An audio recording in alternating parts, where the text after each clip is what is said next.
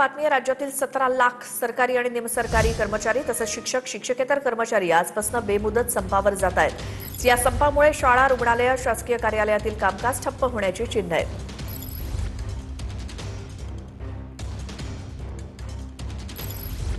निवृत्ती वेतन योजनेचे नियम, कार्यपद्धती तसंच शर्ती अटी विशद करणारी अधिसूचना त्वरित जारी करा।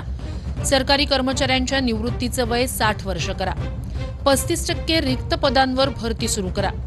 केरळच्या धर्तीवर राज्यात कर्मचारी शिक्षकांना व्यापक कॅशलेस विमा योजना द्या।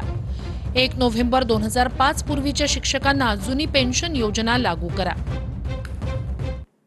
या संदर्भात माहिती घेऊयात आमचे प्रतिनिधी ज्ञानेश्वर लोंढे यांच्याकडून। ज्ञानेश्वर, संपाचा काय परिणाम होणार?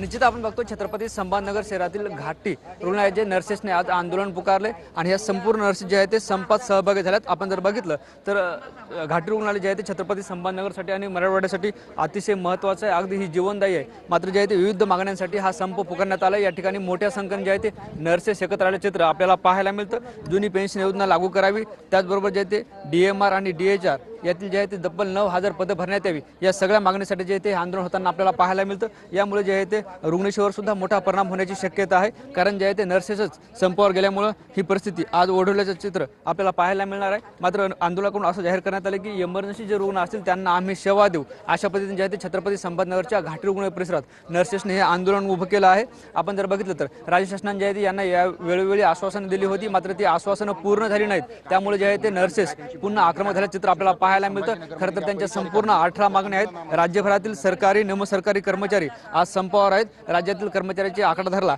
तर संपूर्ण आकडा जो आहे तो 18 लाखापर्यंत असल्याची माहिती आपल्याला पाहायला मिळते। मात्र रुग्णालयातील नर्सेसच या आंदोलनात सहभागी झाल्यामुळे रुग्णसेवेत सुद्धा मोठा परिणाम होण्याची शक्यता आता वर्तवली जाते। बिलकुल ज्ञानेश्वर, धन्यवाद या माहितीसाठी।